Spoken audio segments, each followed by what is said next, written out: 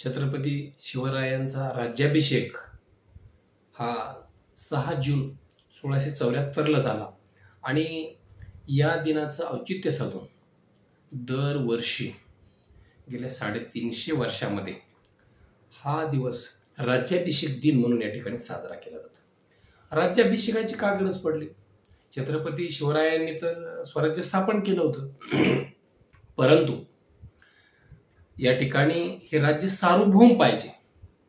काही लोक, काही कुचित मंडळी शिवरायांना राजा मानायला तयार नव्हती, तर यासाठी किंवा त्या ठिकाणी आदिलशाही असेल, मोगलशाही असेल, कुतुबशाही असेल, फ्रेंच असतील, डच असतील, इंग्रज असतील, असे वेगवेगळ्या स्वरूपाचे हे या परकीय शक्ती यांना एक धाक दाखवणं या ठिकाणी गरजेचं होतं आणि म्हणून या ठिकाणी छत्रपती शिवरायांना हा राज्याभिषेक घालण्यात आलेला आहे।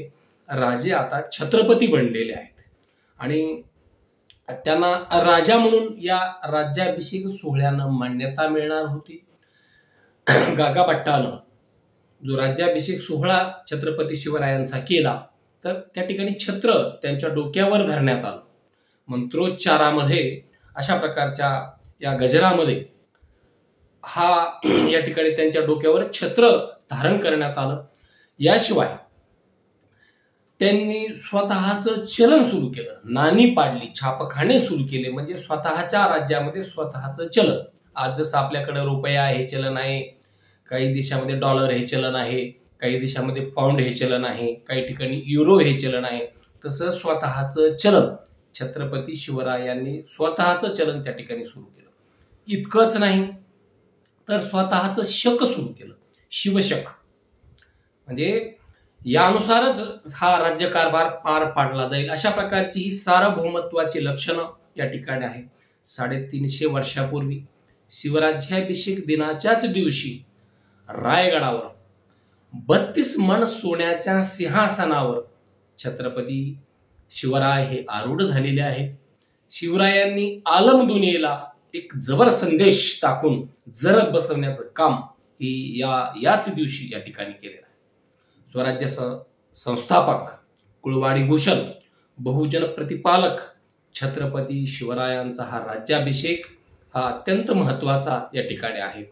छत्रपती शिवरायांनी जेव्हा या ठिकाणी स्वराज्य निर्माण केलं, हे स्वराज्य कुणा एकाचं नव्हतं, ते एका कुटुंबाचं नव्हतं, ते एका धर्माचं नव्हतं, ते कोणा जातीचं नव्हतं, तर ते स्वराज्य होतं, ते रयतेचं स्वराज्य या ठिकाणी होतं।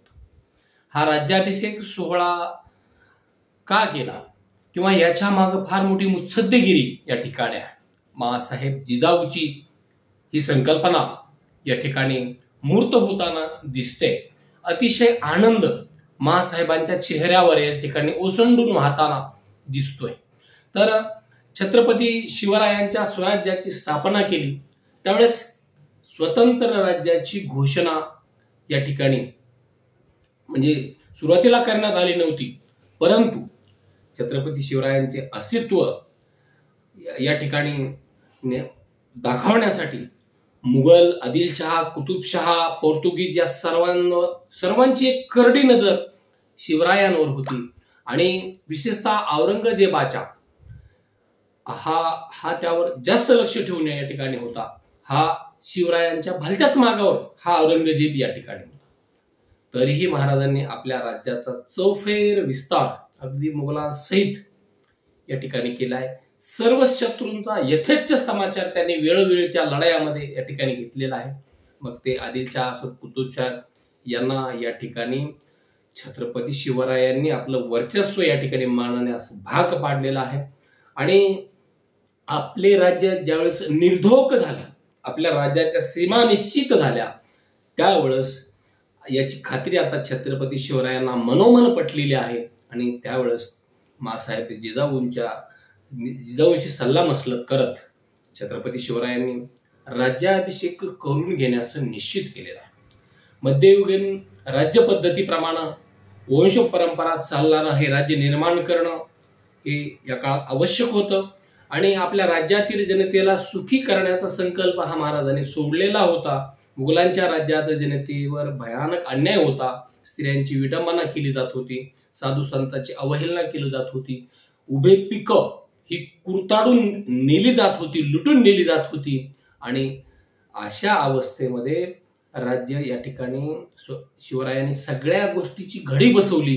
ज्यावेळेस राज्य स्थिर झालंय असं ज्यावेळेस त्यांना वाटलं, त्यावेळेस त्यांनी शिवराज्याभिषेक करण्याचं निश्चित केलं.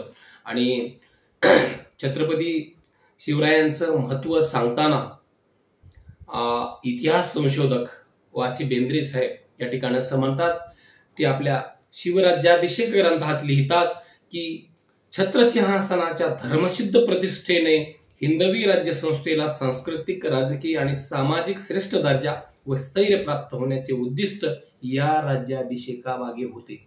फार मोठी मुत्सद्देगिरी या ठिकाणी होती, फार मोठी उद्दिष्ट या ठिकाणी राज्याभिषेक सोहळ्यासाठी होती. म्हणून हा सोहळा या ठिकाणी हा साजरा केला जातोय. दुर्दैव आहे आजच्या काळामध्ये की छत्रपती शिवरायांचा चुकीचा इतिहास लिहिण्याचा काही मंडळी प्रयत्न करताना दिसून येत आहेत.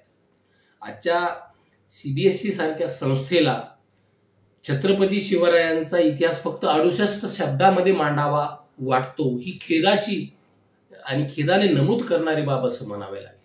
जो जाज्वल्य इतिहास आहे, या पिढ्यांना मार्गदर्शक इतिहास आहे, तर त्याची या ठिकाणी कुठेतरी त्याला वेगळ्या दिशेने नेण्याचा काही मंडळी या ठिकाणी प्रयत्न करत आहे. मात्र शिवप्रेमी जागृत आहे आणि म्हणून येणारा काळ हा छत्रपती शिवरायांच्याच, म्हणजे आजचाही असेल, कालचाही होता आणि येणारा काळही असेल, हा शिवराज्याभिषेक सोहळ्यासाठीच या ठिकाणी महत्वाचा गणला जातो.